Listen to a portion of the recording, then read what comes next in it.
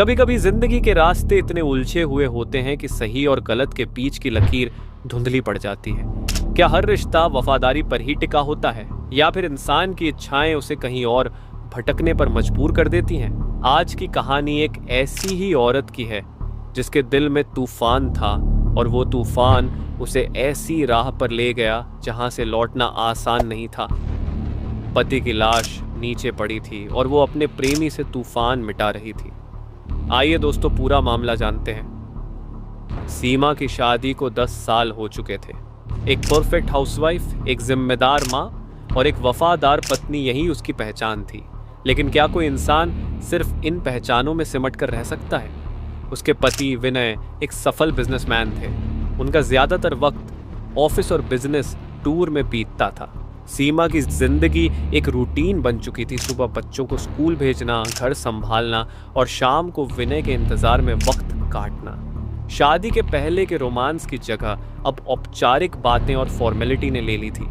पर सीमा के अंदर अब भी कुछ जिंदा था, एक चाहत, एक एहसास जो उसे याद दिलाता था कि वो सिर्फ एक माँ या पत्नी नहीं बल्कि एक औरत भी है। एक दिन सीमा ने अपने पुराने कॉलेज फ्रेंड्स के साथ सोशल मीडिया पर कनेक्ट होने की कोशिश की। वहीं उसे मिला राहुल, उसका पुराना दोस्त, उसका कभी अधूरा रह गया प्यार। राहुल से चैटिंग शुरू हुई तो समय कैसे बीत गया पता ही नहीं चला। कॉलेज की पुरानी बातें, हंसी मजाक और धीरे धीरे गहरी बातें। राहुल भी शादीशुदा था, लेकिन उसने स्वीकार किया कि उसकी शादी में भी वो स्पार्क नहीं बचा था।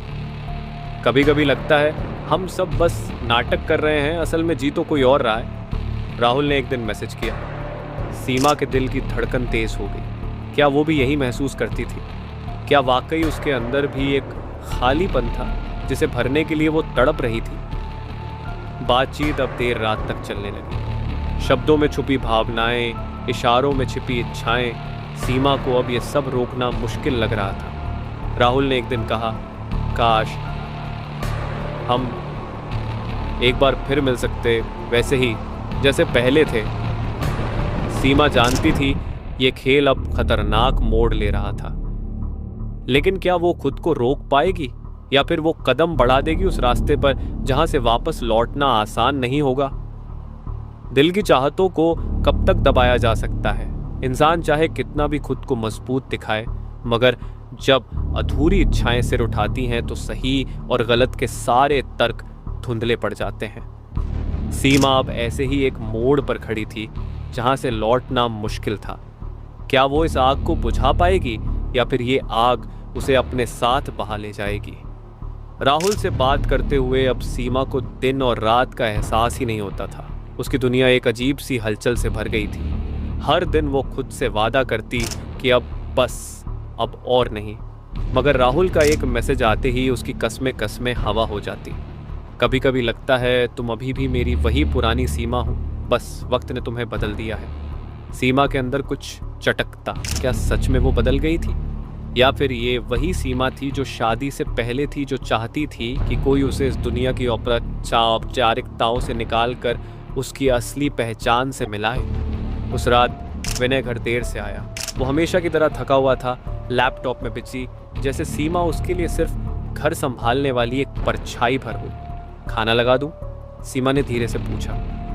हाँ, बस 5 मिनट में आ रहा हूँ, विनय ने बिना नजर उठाए कहा। सीमा के अंदर कुछ उबलने लगा। उसे लगा जैसे वो सिर्फ एक ड्यूटी निभा रही है, उसका कोई अस्तित्व ही नहीं बचा। वो अपने कमरे में गई और फोन उठाया। राहुल ऑनलाइन था। कैसी हो? अकेली, सीमा ने बिना सोचे समझे टाइप कर दिया। उधर से कुछ पल तक कोई जवाब नहीं आया। फिर राहुल ने लिखा, अगर मैं कहूँ कि मैं तुम्हें इस अकेलेपन से निकाल सकता हूँ तो? सीमा की उंगलियां कांपने लगीं।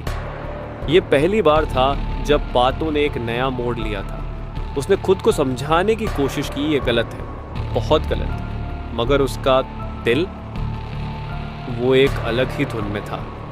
राहुल ने मिलने की बात की तो सीमा ने पहले मना कर दिया, लेकिन अगले ही दिन उसने खुद ही राहुल को मैसेज किया, मिलते हैं बस एक बार। राहुल ने तुरंत लोकेशन भेज दी, एक कॉफी शॉप शहर के एक कोने में जहां कोई पहचानने वाला न हो। उस दिन सीमा ने खुद को आईने में देखा। क्या वो सही कर रही थी? उसके मन में सवाल थे, लेकिन साथ ही एक अजीब सा उत्साह भी था। उसने हल्का मेकअप किया, अपनी पसंदीदा ड्रेस पहनी और बाहर निकल पड़ी। कॉफी शॉप में राहुल पहले से ही बैठा था। जब सीमा अंदर आई तो उसने हल्की मुस्कान से स्वागत किया। तो आखिरकार हम मिल ही गए, राहुल ने कहा। उसकी आंखों में एक अलग सी चमक थी। सीमा ने खुद को शांत रखने की कोशिश की।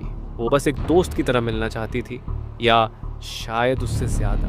बातें शुरू हुई, पुरानी यादें, कॉलेज के दिन, और फिर धीरे धीरे वो विषय जिससे सीमा बचना चाहती थी। तुम अब भी उतनी ही खूबसूरत हो जितनी पहले थी, राहुल ने अचानक कहा। सीमा ने सिर झुका लिया। उसके दिल की धड़कनें तेज हो गई। शादी के बाद सब बदल जाता है, उसने धीरे से कहा। हाँ, लेकिन कुछ चीजें कभी नहीं बदलती, राहुल ने उसके हाथ पर अपना हाथ रखते हुए कहा। सीमा का शरीर सिहर उठा। उसने हाथ हटाया, मगर वो झूठ नहीं बोल सकती थी, उसके अंदर कुछ पिघल रहा था। कॉफी शॉप से निकलते वक्त बारिश होने लगी थी। राहुल ने छतरी खोली और सीमा को अपने पास खींच लिया। आओ, भीग जाओगी, उसने कहा। सीमा को अपने अंदर एक अजीब सी गर्मी महसूस हुई। वो इतने करीब थे कि वो उसकी सांसें तक सुन सकती थी। और फिर एक लम्हे के लिए सब रुक गया। राहुल ने धीरे से सीमा के गाल को छुआ और वो कांप गई। ये गलत है, सीमा ने धीरे से कहा। गलत और सही सिर्फ हमारे बनाए हुए शब्द हैं, राहुल ने फुसफुसाया। और फिर उसने सीमा के होठों पर अपने होठ रख दिए। वो सिर्फ एक लम्हा था, मगर उस एक लम्हे ने सीमा की पूरी दुनिया बदल दी। उस रात जब सीमा घर लौटी तो उसके मन में तूफान था। वो जानती थी कि उसने एक ऐसी हद पार कर ली है जहां से लौटना आसान नहीं। विनय घर पर सो रहा था। सीमा ने उसे देखा और खुद से नफरत महसूस की। मगर क्या ये नफरत उससे थी या खुद से, कि उसने इतनी आसानी से अपने जज्बातों को बह जाने दिया। उस रात सीमा ने पहली बार महसूस किया कि अब वो नहीं रही जो पहले थी। अब कुछ बदल चुका था। अगले कुछ दिनों तक सीमा खुद से लड़ती रही, लेकिन राहुल अब उसके अंदर बस चुका था। बस एक बार और उसने खुद को समझाया। राहुल से मिलने के बहाने अब बढ़ने लगे। कभी ऑफिस के बहाने, कभी शॉपिंग के बहाने, कभी किसी बहाने की भी जरूरत नहीं होती। हर मुलाकात के बाद सीमा खुद को रोकने की कोशिश करती, मगर जब राहुल उसे छूता तो उसकी सारी कोशिशें बिखर जाती। एक दिन राहुल ने कहा, सीमा, हम कब तक ऐसे छुप छुप कर मिलते रहेंगे? सीमा ने कुछ नहीं कहा। वो जानती थी कि यह रिश्ता अब एक नशा बन चुका था। रात को जब विनय ने उसे छूने की कोशिश की तो उसने खुद को अलग कर लिया। विनय ने पूछा, क्या हुआ? कुछ नहीं, बस थक गई हूँ, सीमा ने बहाना बनाया। मगर सच्चाई कुछ और थी। उसकी आत्मा अब कहीं और थी। सीमा अब एक ऐसी कगार पर थी जहां से एक ही रास्ता था आगे बढ़ना। अगर विनय को पता चल गया तो, अगर कोई हमें देख ले तो, ऐसे सवाल उसे सताने लगे थे। मगर जितना वो डरती उतना ही राहुल के पास जाने को मजबूर हो जाती। एक दिन राहुल ने उसे अपने अपार्टमेंट पर बुलाया। आ जाओ, कोई नहीं होगा, उसने कहा। सीमा ने खुद से पूछा, क्या मैं सच में ये करने जा रही हूँ? और फिर उसने फोन उठाया, गाड़ी निकाली और चल पड़ी। सीमा अब उस मोड़ पर थी जहां से वापस लौटने का कोई रास्ता नहीं था। क्या ये उसकी सबसे बड़ी गलती होगी, या फिर ये वही था जिसकी उसे हमेशा तलाश थी? जानने के लिए सुनते रहिए बंद दरवाजों के पीछे, अगले और आखिरी एपिसोड में। कभी कभी इंसान के भीतर छिपे हुए राज अंधेरे की तरह गहरे होते हैं। प्यार, धोखा और लालच जब एक साथ मिलते हैं तो अंजाम क्या होता है? सीमा ने एक फैसला लिया था, लेकिन क्या उसे इसका अंजाम मालूम था? आज की कड़ी में हम जानेंगे कि जब प्यार और मौत एक ही कमरे में होते हैं तो इंसान क्या करता है। आइए सुनते हैं लाश के साए में प्यार। एक रात जिसने सब बदल दिया। सीमा के दिल की धड़कनें तेज थी।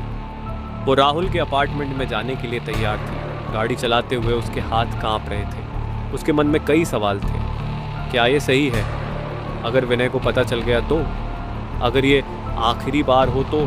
वो जानती थी कि अब कुछ भी पहले जैसा नहीं रहेगा, मगर वो यह भी जानती थी कि उसे रुकने की कोई वजह नहीं दिख रही थी। जब वो अपार्टमेंट पहुंची तो राहुल पहले से इंतजार कर रहा था। उसने दरवाजा खोला और बिना कुछ कहे सीमा को अंदर खींच लिया। मैं तुम्हें मिस कर रहा था, राहुल ने उसके कानों में फुसफुसाया। सीमा ने कुछ नहीं कहा। उसने खुद को राहुल के बाहों में समर्पित कर दिया। मगर तभी दरवाजे पर जोर से दस्तक हुई। दोनों चौंक गए। कौन हो सकता है? सीमा घबराई। राहुल ने दरवाजा खोलने के लिए कदम बढ़ाया, लेकिन तभी दरवाजा खुद ब खुद खुल गया और सामने विनय खड़ा था। उसकी आंखें लाल थीं, हाथ में एक पिस्तौल थी। क्या तुमने सोचा था कि मुझे कभी पता नहीं चलेगा? उसकी आवाज में ठंडापन था। सीमा की सांसें अटक गईं। विनय, सुनो, मैं। चुप रहो, विनय चीखा।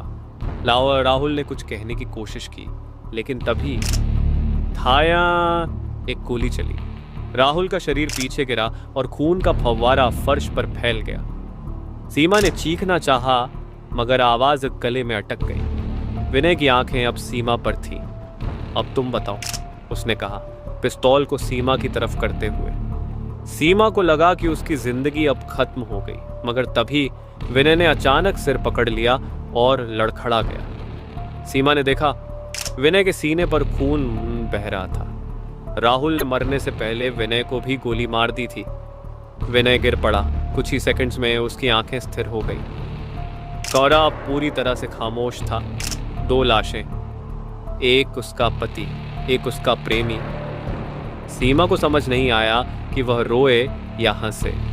कमरे में खून की गंध थी, मगर सीमा के अंदर एक अजीब सा तूफान था। उसने राहुल की लाश को देखा, फिर विनय की ओर देखा।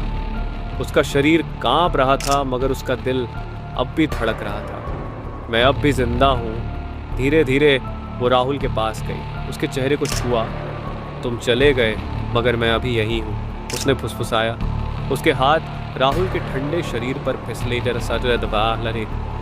उसने धीरे धीरे अपनी आंखें बंद की और खुद को वासना के अंधेरे में बहने दिया। कमरा खामोश था, मगर सीमा के मन में तूफान था।